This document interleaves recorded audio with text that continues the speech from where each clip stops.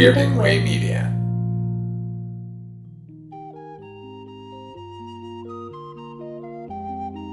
Night, Mr. Walters. You see that guy over there? Now, he's an actor. The guy on the phone, he's a prize fighter. Me, I'm a cab driver. I'm the only cab driver in this place. Good evening and welcome to Night, Mr. Walters, Taxi Podcast. I'm HP, your co-host, and with me as always is my co-host, Father Malone. Father Malone, how are you this evening? I'm not Father Malone tonight. I'm the King Ad Whammy and your big butt kiss. That might be my favorite intro that you've done so far. That's perfect for this episode, and we'll talk about that. Tonight, we're discussing Season 2, Episode 10, The Apartment. This was written by Barry Rabinowitz and directed by the resident director, James Burrows. So, reminder, we're doing these shows in broadcast order and not in order of filming. We open in the garage as Simpleton Tony runs in and he gushes to the other cabbies that he actually had Neil Armstrong as a fare in his cab. Can you believe it, Father Malone? Could this possibly be true? No, it's monumental. It's got to be true. It's got to be true, as we'll find out. Yeah. Not so much. His story unravels quickly as he goes on to say that they ask, "Where'd you go with Neil Armstrong?" The other cabbies say, "Where'd you go?" And he says, "Oh, I went to the unemployment office." And this raises red flags. Everybody has a look of concern on their face because they realize that, once again, Tony the idiot is getting had. He goes on to say that Armstrong paid him with something better than money, and to which he pulls out a rock that he claims to be a piece of the moon.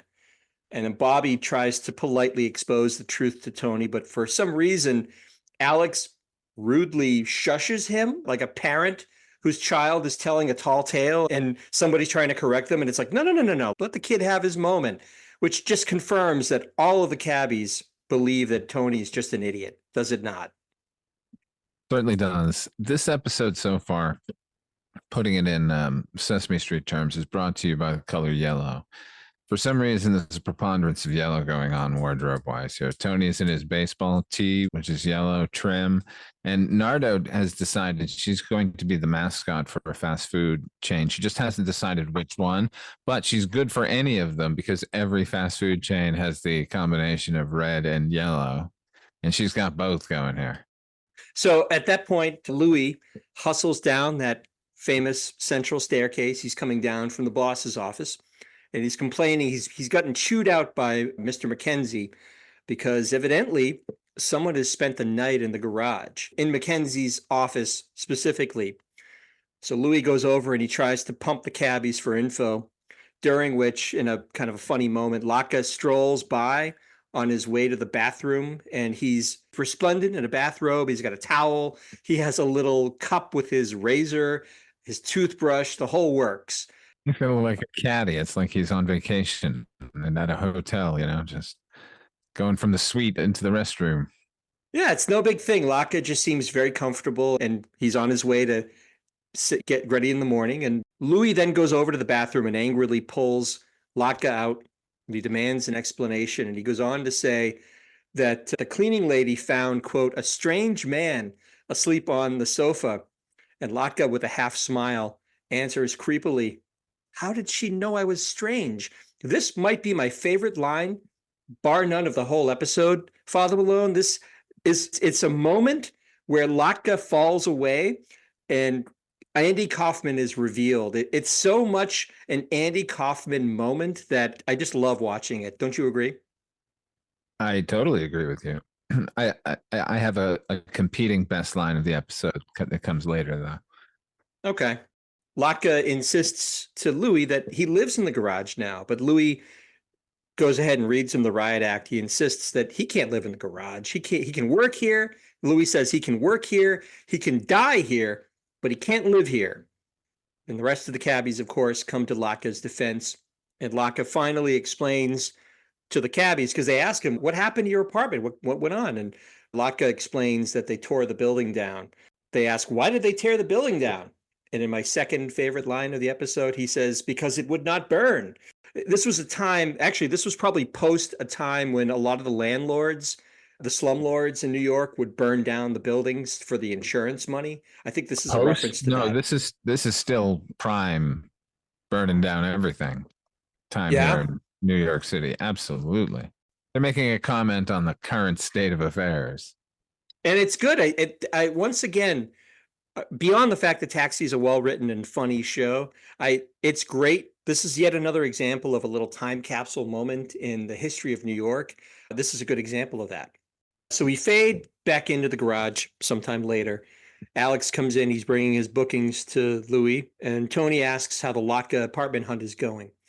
No dice, Alex says. There's really nothing much in Latka's price range, which is not surprising because I'm sure real estate now is terrible and it was probably just as bad back then, especially I bet he could for, find something. I bet he could find something cheap, actually. 1980. you think like a flop house, something really seedy? Yeah, seedy, maybe not so seedy. Like he could probably find something. The real question is why he didn't just take the back seat of a car out and put it in that tool room that nobody goes into but him anyway, and just live there. Like what? Why was he going upstairs to the boss's place? That's weird. Well, the reason is because the boss has the most well-appointed and comfortable room in the garage, probably. He's got a couch. He's got so much. He's saving so much money on rent now. He could just buy himself a couch and put it in there and cover it with a tarp. If the situation was indeed that dire, then I agree with you. He should have just hauled a seat into that tool room that nobody ever goes to your point, and just grab some shut eye there. The only thing he couldn't do is wash up and do all of that, but he could do that before the cabbies came in. I bet you he could have. Well, the thing is, the thing that they're not taking into consideration, I guess, is, well, I mean, the boss would be gone during the night, but it is a 24-hour operation. Right. Well, yeah. So I maybe guess. maybe that office is the only place he could go to sleep. Yeah, but Because there must. other mechanics have got to be able to access that tool room. But they don't. It'd be like a hospital. They'd just be like, "Hey, Latka, sorry, man, I just got to get this tool." Well, what's interesting is you raise an interesting point, because if it is 24 hours round the clock, then I mean, Louis not there all the time. So who's the dispatcher when Louis not there? We never I'd find love to out, do know. we? No. Could be anybody. Could be Ben So Goretzky. Ben Koretsky is dead. He's the best union rep they had in that garage. Sorry, go ahead. You were going to say something. No, I don't know. Go ahead. All right. So Louis reiterates to Alex that they better find him a place. And why? Because he's already thrown his stuff out in the street. Now, here's my first side note of this episode, Father Malone. When did throwing someone's stuff out the window or into the street become a thing? Because I've seen this in a bunch of movies and TV shows around this time, but I can't honestly say I've met someone who's ever had their stuff thrown out a window into the street. Have you? Yeah. Tell me. Oh, I know plenty of people that have had scenarios like this happen. They come home to find all of their stuff thrown out. I'm not one of them. Okay, that's good. But is it usually like they're they're married, or maybe their boyfriend or girlfriend gets fed up and in a fit of Yes, passion throws it out the window? absolutely. Or just Hmm. piles it on the lawn or in a driveway. Yeah, like it's not maybe as dramatic as the.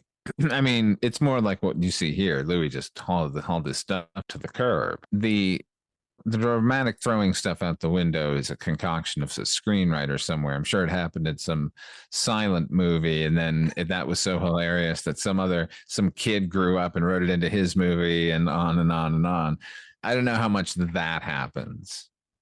It takes a very dramatic sort of person to treat their significant other to a big theatrical show of tossing their shit out of a second-story window. Yeah, because isn't we talked about DC Cab previously? Wasn't there a scene where Max Gale's wife in that movie throws his stuff out the window in frustration because she wants to kick him out? Oh yeah, That was and around this time. yeah, but see, that at least was a comment on that trope because she follows it up with a flamethrower. That's true. The real question at this point in the episode to me is, why have none of the cabbies offered to take in Latka? Tony Banta is frequently on the road as a boxer. Bobby is always out and about and trying to hustle work and rehearsing and stuff. He's got that sweet downstairs apartment. Latka could live in the one of the closets we haven't seen. I bet there's a closet we haven't seen in that thing. You would think at least Alex would offer. I mean, Elaine, she's got enough going on with her kids, but I Her would be kids. surprised. She's excused, but she would offer. Yeah, she would offer, and I could see Alex saying, "Look, you can stay on my couch for let's till you get on your feet. Let's give you a couple of weeks or whatever." But then I think the clue that we're looking for was in that line that I loved so much, which is that maybe Latka does have a strange, bizarre side that for all of the cabbies patting him on the head as almost like a pet that they really like and adore, maybe there's some part of the cabbies that realizes that Latka is kind of a creepy guy. That might be why they haven't jumped to his aid here. That's my guess. Could be. Could be. At that point, Latka walks in. He's kind of awkwardly carrying his stuff back into the garage, and he's outraged that someone would do this. But on the bright side, Latka is happy to report that he found an apartment.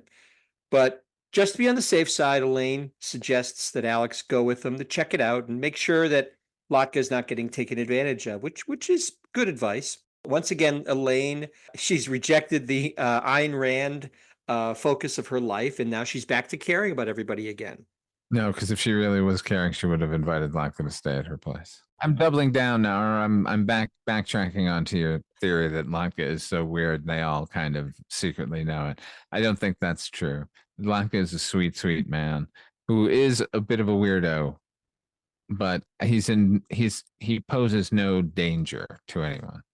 He poses no danger, but this episode raises the notion that he might be a little more perverse than he has let on in the previous season and a quarter. It's enough. It's food for thought. I'll leave it there. He's just a lecherous, that's all. Perhaps. We cut to Latka opening the door to a darkened apartment with Alex, and he turns the lights B-roll on. there, baby. We got some B-roll. Well, it's B-roll of a fancy building. We do, and the I didn't note it here, but what's interesting is later we have another B-roll of what I ostensibly should be the same apartment, but it's clearly two different B-rolls at two different times. Wildly different building. Yeah. So I noted that, but I didn't really call out this because the B-roll in this portion is very dark. It's hard to make out what it actually is, but you're right. It is a zoom in on presumably his apartment. Latka turns the lights on, and bam, another awesome set is revealed. It's the swankiest 80s luxury apartment that anyone could imagine. It's got wall-to-wall carpeting. It has chairs that look simultaneously cool and uncomfortable. The couch and the coffee table even have LED lighting on the underside, Father Malone. There's more to come on this. But what did you think of this apartment set? I like those sofas. I like the lighting. I like the control panel. We're getting to that. Okay, but in general, I did not like it, but it felt very much like a set. It did, but what I liked about it is it captured the artificiality of those kinds of high-end luxury apartments from the late 70s, early 80s, where, like I said, everything was carpeted and chrome and not necessarily comfortable. It wasn't built for comfort. It was built for status. And that's what I liked. That's what I think they captured well in this. I'm not suggesting that it was the most realistic environment, but it did the job well. And it was big and spacious and all sorts of little doodads, as we'll get into here. I think James Burrows didn't do himself any favors because the blinds that are covering the window are mirrored, which means until those get opened, he's limited the way he can shoot the scene. But you would never notice it. I mean, I only noticed it in the second viewing of it. Yeah, I didn't really take note of that because, as I said, I've seen this episode, spoiler alert, I've seen this episode a lot, and I'm always swept away, like I said, by the grandiosity of this apartment. And Alex, of course, once he sees all of this, he's taken completely aback by this penthouse apartment. And it turns out that Latka misunderstood how much the rent was. He tells Alex that it's $3,000 a month, which turns out that's all he has in his savings. So basically, Latka only has enough to stay in this beautiful apartment for 1 month. But here's the thing, look, even in 2000 currency, $3,000 is a lot of money. But according to my favorite website, amortization.org, in 2024 money, Father Malone, how much do you think that is? $3,000 in 1980? $11,584. You are so close. You're getting better at this. It's $11,997.89. So it's basically $12,000 a month to stay in this apartment in today's currency. So that's a lot. I mean, that's a lot of money. Now the live-in maid makes sense. Yeah. So Latka generously offers to have Alex come over anytime. You can even stay with him if he wants. And at that point, the maid that you just referenced emerges from some kind of antechamber to ask if Latka needs anything. And this being an 80s sitcom, even though it's one of the best, of course, Latka asks for Nick, which in Latka parlance means he wants to have sex with the maid. And she, of course, begs off. This will come back several times in the episode, but just put a pin in that. Again, leaning into the perversity of Latka, I think, a little bit much in this episode. Are we not going to talk about Nancy Steen, the maid? Please do. Tell me about Nancy Steen. Writer of 6 episodes of The Love Boat, Nancy Steen. That's fantastic. She's the maid. Yeah. Writer of on Night Court for 2 seasons, Nancy Steen. Oh. Caroline in the City, Webster. Webster, my friend. That's enough to put her in the pantheon right there. She's a producer on Webster, 49 episodes. HP, she wrote an episode of Brock Toon. Mr. Belvedere? That's right. Yeah, not only did she write on all of those shows, but she was the story editor on Police Squad for the entirety of that series, the Sucker television series. And not only that, but as an actress, she had very small roles, but she was in The Incredible Hulk. Remember the show Bizarre, John Byner's show Bizarre? She was I do. That was a late night Channel 56 show. She was on Mork and Mindy. She was on Happy Days. But more importantly, she's in Kentucky Fried Movie, Zinc Oxide and You. She's the housewife in the industrial film where her kitchen falls apart because all the zinc oxide disappears. Yeah. Everything starts falling apart and like the faucets exploding and all that stuff. Oh, wow. Good job. I can't believe I guess I didn't dig deep enough. That's fantastic.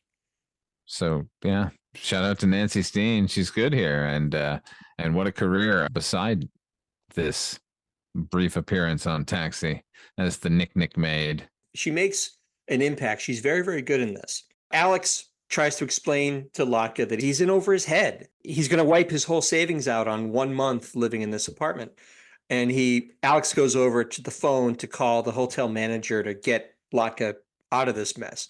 And while he's waiting to be connected, he keeps getting transferred to other people, and he's waiting. While this is all transpiring, Latka's wandering around the apartment saying goodbye to all of these fancy amenities. And then Latka starts flipping switches on, you made reference to this. It's this fancy control panel that looks like the one on the front of Darth Vader's costume. It's just a bunch of random switches and lights and toggles and things.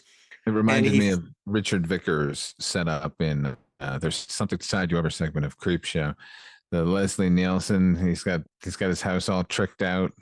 He would feel right at home in this apartment, I think. Yeah, that's a good call. Latka flips a switch, and this state-of-the-art, for the time, stereo system emerges from behind this false painting, and it starts playing lounge music. And then he hits another button, and the blinds that you just talked about being mirrored automatically open, revealing what's unfortunately a very fake-looking New York skyline. Oh, the cyclorama from hell. It's so terrible, man. It's really, really bad. That's the worst part of this, unquestionably. And then the final button press causes this fully stocked bar to roll out from behind another hidden panel, like the panel opens and this thing juts out. And that, for some reason, that in particular delights the studio audience most of all. Like people are losing their minds over this bar that comes out of the wall. That's what causes Alex to stop in his tracks. He can't believe all this stuff that's popping out of walls and things. Finally, he gets connected to the manager and he does a 180 and says, "Well, take the apartment." And we fade to black. And we fade back in to the apartment. Alex is lounging on, I guess it's a couch. It's like a lounging couch kind of thing. Like a fainting couch. That's the term that I was looking for. He's wearing a Hawaiian shirt and he's sipping a cocktail. He looks very comfortable with himself. And Latka is behind him. He has his headphones plugged into the wall and he's singing along. It's Staying Alive, but he's singing it in his native language and kind of bopping around the room and as he does it. And the maid, who I don't think ever gets a real name in this other than Maid. well, someone in a minute will call her Inga, but I think that's just a joke that he throws out. But the maid comes out again and checks to see if Latka needs anything. And besides another request for Nick, he's all set. He doesn't need anything. She comes over to Alex. And Alex, I have to say, he's insufferable here because he says to her that his swizzle stick is a little limp and hands his drink over back to her to fill up. I think the good life is really going to Alex's head in this. So you think that apartment. drink is 3/4 full, and he's like, "Top this off for me." I mean, I don't want to. And what is he doing, by the way? He's being an insufferable asshole, but like, what is he doing? He's just laying on that couch drinking all day, like letting the maid refill his drink over and over again. He doesn't seem it's like watching television or reading a book or listening to music. Just sitting on a couch drinking. No. He's reading Better Homes and Gardens while he's drinking his drink. You didn't see that? I guess not. Yeah, he's got it. You can read the front of it. Like he's got it open and folded back so you can read the front of it. Yeah, In other words, he's basically staring off into space.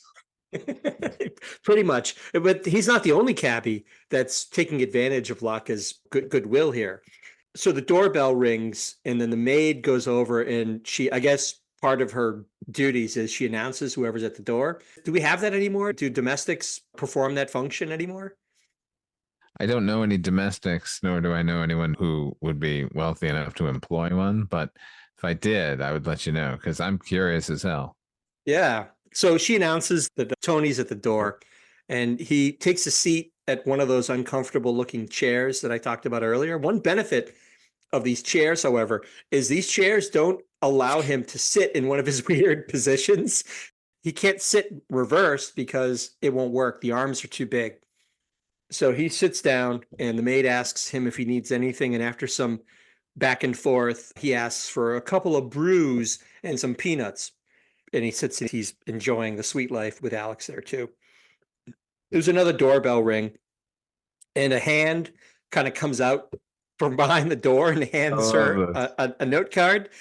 And the maid proceeds to introduce Bobby using this note card. It's like when they would introduce Muhammad Ali in the ring and they'd say the master of disaster, or no, Apollo Creed, the master of disaster, the Sultan of SWAT, the Ayatollah of rock and roll, whatever. She reads this whole thing. A man who needs no introduction, the best actor ever to grace the stage in New York. It's Bobby Wheeler. And then he bops his way in. Oh, you're too kind. You're too kind. And a nice touch is he snatches the note card back from her as if he's going to use it again. But it is a funny little bit that he's using the maid to sort of feed his ego. I thought that was pretty funny. I loved it. It's like he's practicing for talk show appearances. Yeah, that's exactly it. He bops his way in and he asks Latka if he can bring a date over. Then Tony, of course, now we just had an episode where they're romantic rivals, and I think there's still a little bit of that going on. Tony objects. He says he's got a date coming over also. No, and no, that's not what happens.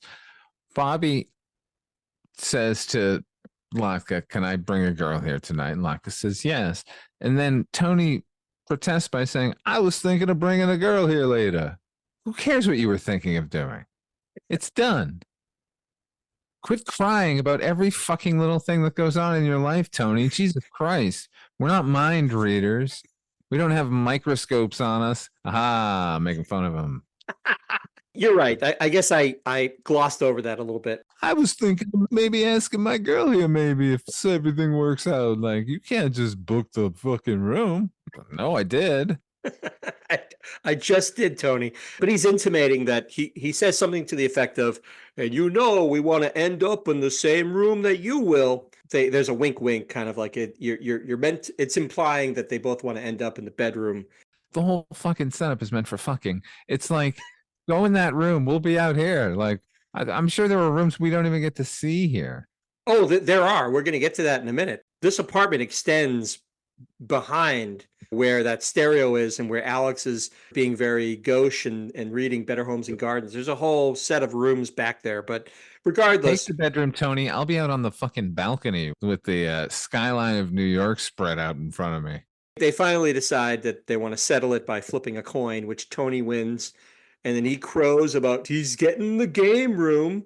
And then Bobby plays it off like, oh, well, I guess if you're in the game room, I guess I'll go in the master bedroom with my girl. So, once again, playing Tony's idiocy against himself and winning. But then, as I talked about, Elaine strolls in from another room behind where Alex is sitting. Apparently, it's the jacuzzi. This place has a jacuzzi as well. She's in a robe and she's got her hair in a wrapped up in a towel. And it's clear that the whole group of cabbies is just taking advantage of poor Latka at this point. Although, yeah, they are, but Latka doesn't seem to mind. Again, I think they're leaning into the perversity of, there's something off about Latka, and everyone is being really venal here. I guess so. Poor Latka, like we find out this is 4 days before the end of the month, so presumably they've been doing this for a full fucking month now. Surely they know that their friend Latka in 4 days is going to be back to living in the garage. No one is taking any steps to help him here. This episode is I found it to be a bit tragic. Clearly, the amenities at this place are fucking fantastic. Elaine's kids are taking swimming lessons and learning French from the fucking elevator operator, and everyone's having a great time. And I would want to do that if I had a friend who lived there. I had a friend who had an office on the Warner Brothers lot who had access to the commissary where you could just eat for free. Not only that, you could just walk up and it wasn't like a buffet or anything. You just say, I don't know, could I have some mac and cheese? And they'd be like, yeah, sure. And they like, go make it. So yeah, I understand the will to mooch, but everybody, Latka, poor Latka. But in your case, though, this friend of yours who had an office, it wasn't as if he got the office through some means that was over his head. Let's say he was hired to write for a movie and he was underqualified to do it, and you knew that this was eventually going to end badly for him. If that was the case, I would assume if he was your friend that you would say to him, hey man, let's figure this out. Like, you wouldn't just go, well, fuck it. If you've got this commissary, I don't give a shit about you and your problems and you losing your job in a week. I want to fucking eat some mac and cheese. Hey, right? Good luck with the third act. I'll be at the commissary. That's right. So there's another ring of the doorbell, and the maid announces at this point that it's Louis De Palma, and Alex and Bobby tell her not to let him in, but he enters. He comes through this ancillary door. He go and doesn't end around her and comes in, and he's suspiciously wearing a trench coat buttoned up all the way. Once again, Chekhov's trench coat is in play. We will see that momentarily. And here it felt like he was on his way to a Dick Tracy convention and went, oh, I think Latka's apartment's here. And see, I thought he was on his way to the Port Authority to flash some poor unsuspecting women, because he's got this rumpled fedora on his head and he just looks odd. He doesn't look like somebody, like a secret agent. He looks like somebody wearing a trench coat and nothing else under it, kind of. Yeah, I don't think it would be as nefarious as him flashing some poor unsuspecting person, but he could definitely be frequenting one of the theaters in 42nd Street. That's right. Maybe he's catching Debbie Does Dallas, the 3 o'clock showing, and he's stopping over to see Latka. I don't know. Louis orders suds from the maid, and Bobby says that they should just send him away because he's going to rain on their good time. But good-natured Latka insists, despite the fact that Louis just threw all of his stuff a month prior on the street, Latka is so good-hearted that he says, nope, Louis will stay. Besides, Alex says, what negative thing could Louis possibly say about the best apartment in New York City? And Louis, who's now sitting at the auto bar that's come out of the wall, says, yeah, he agrees. This is a great apartment. But then he lowers the boom and he says, you're going to feel like killing yourselves when you got to leave in 4 days. And to this, Elaine kind of reaches up and hits one of those buttons on the Darth Vader control panel, and the bar with Louis sitting at it rolls back into the wall with him still on it, and it closes up. And after they realize that the booze is like, they're prepared to nail up the wall and leave him in there. But Bobby says, nah, booze is in there. So they open it back up and Louis slides back out. He's still drinking his beer at the time. And he says, all right, I can take a hint. I'll leave. But on his way out, he says, by the way, you're out of scotch. And he pulls 2 whole bottles out of Chekhov's trench coat. That's clearly the only reason that he was wearing the trench coat, is so that he could hide 2 bottles of scotch in it. I thought that was very lazy.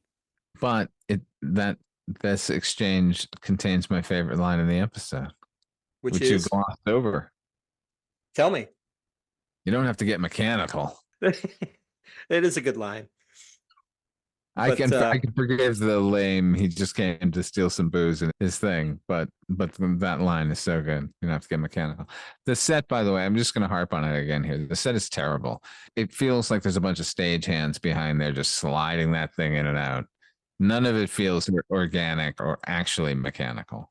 But it all feels artificial, but to me, that was part of the charm of it. All of the stuff in there looks like you could have read about it in a Sharper Image catalog from 1978 or something. It looks so artificial and overly expensive and extravagant. I liked it. I didn't mind that. You know what? At the same time, Michael Mann was filming those exact things you're talking about, but he made it look beautiful and real.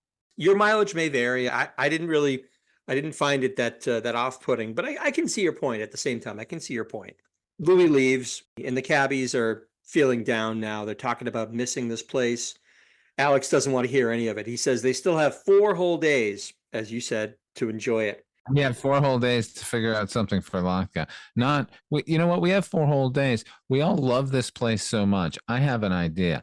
Let's all chip in some money and we'll keep hold of this place. It'll be our place away from our houses and the cab, and we'll have all these amenities to do. Let's do that. No, let's not do that. Let's just suck it dry for the last 4 fucking days as hard as we can. My swizzle stick is limp. Let's continue to live off of Latka's largesse, and we'll deal with it in 4 days hence. But even Alex has to admit that he's going to miss the place, and Elaine agrees. As you said, she talks about the fact that the kids are at the pool taking swimming lessons. They've got tennis lessons in the afternoon, and the elevator operator's teaching them French. She's really bummed about this whole thing.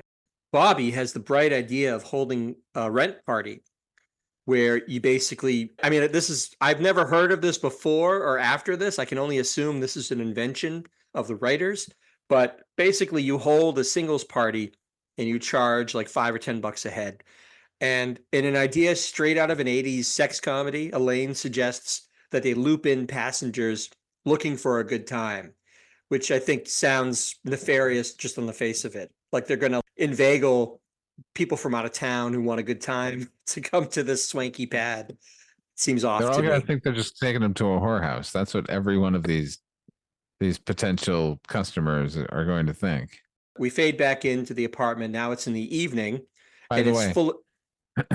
I do know about rent parties. They didn't invent the idea of a rent party, but they certainly, I think, concocted this absolute bullshit sitcom nonsense of we're going to turn it into a singles party, like a speed dating service at Latka's apartment to save the apartment. The hell's going on here all of a sudden? It seemed a little far-fetched. But so then we fade back into the apartment. It's nighttime now. And it's now full of dudes with mustaches and coiffed hair. They look like they just stepped out of a Just for Men commercial. The camera kind of pans around and you can see, and they're talking. I think Tony and Bobby are commiserating. They couldn't find any women to join the party. So it's just a bunch of dudes walking around awkwardly as music's playing. And then one guy in particular starts to give Alex the business about how the party stinks. And he threatens to demand his money back if no women show up soon. And who is that disgruntled party goer? It's Blue Thunder's own Dick Butkus. Absolutely. Pro Football Hall of Famer. Following his retirement from the NFL, he became a real familiar face on TV. He was in the famous Miller Lite Tastes Great, Less Filling commercials.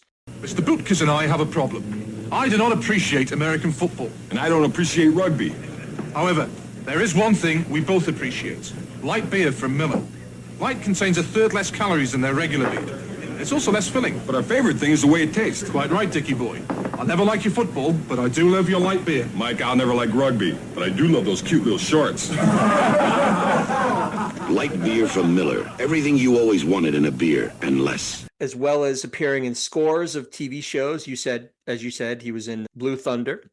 He was in Matt Houston, Growing Pains. He was even in the movie Johnny Dangerously alongside other Taxi alums like Danny DeVito and Mary Lou Henner. So there you go. It's No like a more reunion. nodding. Yeah. So anyway, Dick Butkus is stirring up enough hubbub that the rest of the partygoers start to unite behind his cause. And Alex is left to counter. Alex is left to try and defuse the situation. And he starts to give them this drivel that they don't need women to have fun. They, when they were kids, they didn't need women to, he's like, let's hang out like guys. And then his monologue falls completely on deaf ears. And Dick Butkus and the rest of the guys want their money back. And it's starting to look like it could get a little violent. And just then Elaine walks in with some party supplies, like a grocery bag full of stuff. And then all of the guys immediately shut up, all of the other men in the room, and they start smiling at her. It's a very creepy tableau. I found it creepy. Genuinely frightening. And Elaine registers it. You can see the fear on her face. Yeah.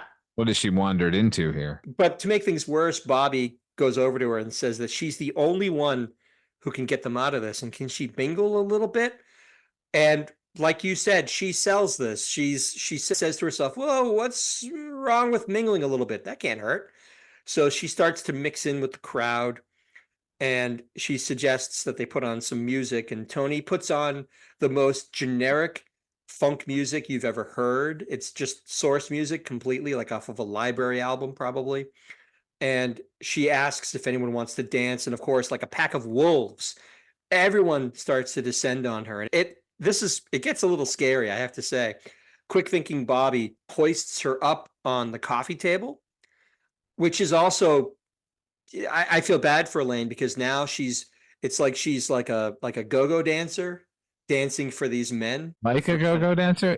Oh my God, it's so gross. And she's wearing one of these kerchief things, like as a top. Yeah, like a shawl.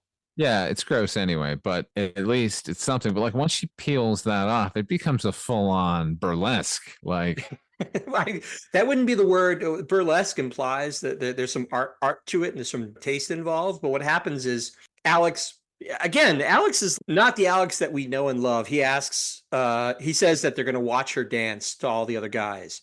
And she starts to awkwardly do this two-step on the table, as you said, with this shawl around her shoulders. And that doesn't satisfy the crowd at all. So then Alex does this weird thing where he catches her eye and rolls his shoulders forward, basically giving her the signal like, hey, let's show a little bit of skin, like make it a little more sexy, right?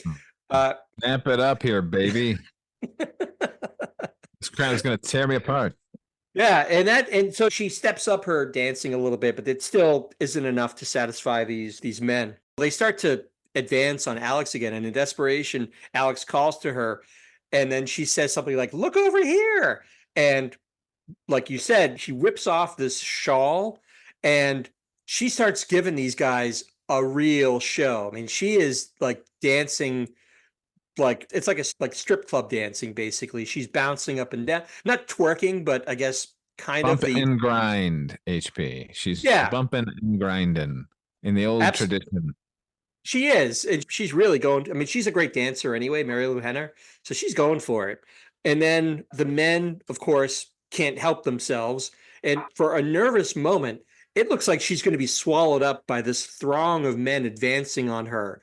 But in a kind of a nicely coordinated bit of comedy, she makes this desperate dive off the table, and Tony and Bobby catch her as in mid dive and run her out of the apartment. And She's at that point, Superman's on out of there. It's great. yeah, and they just roll out with her, holding her up. And at this point, there's nothing more to be done. Alex is forced to give everyone refunds, and the party is effectively over at that point. We fade back in to the same apartment as everyone is sulking about losing the apartment. Now, here's another side note. Tony found a way to sit weirdly in one of those chairs. Did you notice what he's doing? It's not those uncomfortable large couch chairs, but they're chairs that have this they almost look like seashells in the back, kind of sweeping into the seat. He has taken that chair and laid it 90 degrees on the floor. So effectively, the back of the chair is now the seat, and the seat is now the back. So he's knocked this chair over, and he's sitting on what amounts to the back of the chair. I don't know how he did it, but he managed to figure out a way. Oh, that Tony. Yeah, he's resourceful, that Tony. Latka says that Louis was right. They're all losers. But Alex doesn't want to hear that. Alex says that, and Alex comes back down to earth a little bit here. Alex says that no one with a friend like Latka can be called a loser. And they all thank Latka for letting them use the apartment. And Elaine resolves to find a new apartment with Latka starting tomorrow. Latka's still looking a little sad, and Elaine asks him about it. And he has this little speech where Latka says for him to live in this apartment, it was like a miracle. And someday when he has no food and he's depressed, he's going to think about this month and become even more depressed. It's like you think that he's going to say like, and I'll feel better because I had this wonderful apartment, but no, it's just going to make him feel worse that he had this apartment and he lost it. Alex then suggests to everybody else that they leave and let Latka spend the final night alone in his apartment. After they leave, in a final button to the scene, the maid comes out and sees Latka saying goodbye to all these amenities. She takes pity on Latka finally and finally agrees to do Nick. And a very appreciative Latka then takes her into the bedroom, and that's Weird it. ending. It's a weird ending. Very weird Weird ending. episode. It's a very weird episode. So that is the apartment. Now, as is our custom, we're going to talk about yellow lights. What does a yellow light mean? Just a reminder, we're scoring this from 1 to 5 yellow lights. 1 is the worst Taxi episode. 5 is the best Taxi episode. And also our custom, Father Malone, I'm going to throw it to you. How many yellow lights do you give the apartment? Oof. The third act is so bad. I'm going to give it 2 yellow lights. Yeah? 2? Not a big fan. Wasn't a big fan of this one. I can't argue with that. I will say that I gave it 3 yellow lights, which I realize, I can see all of those points. And as we're talking about the episode, I'm realizing again how absurd it all is and how out of character a lot of this is and everything else.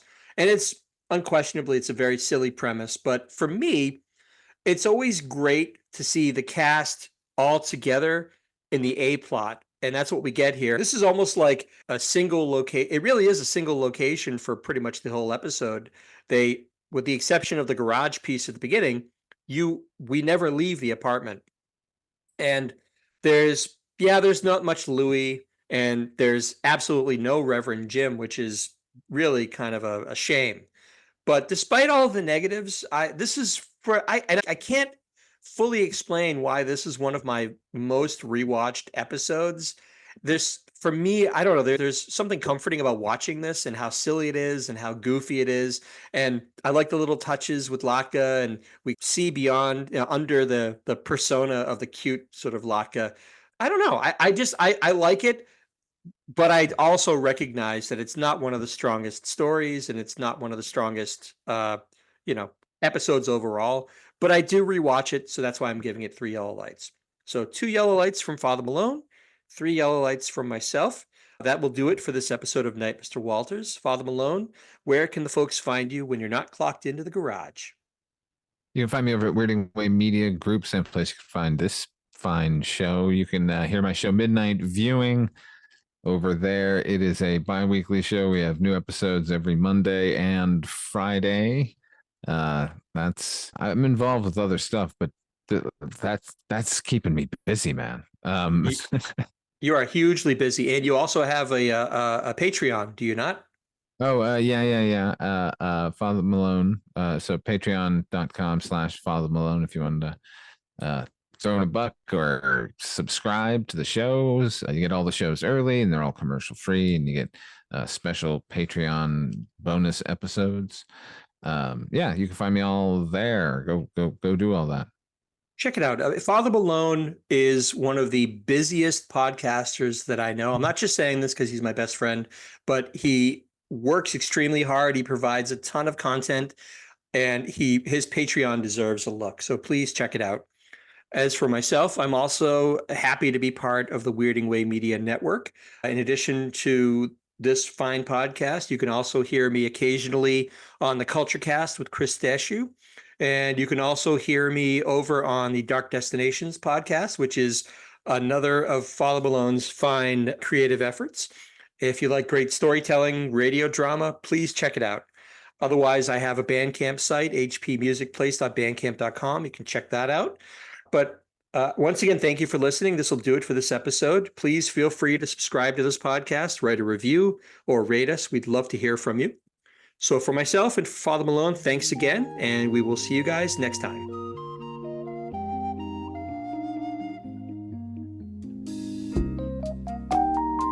Night, Mr. Walters.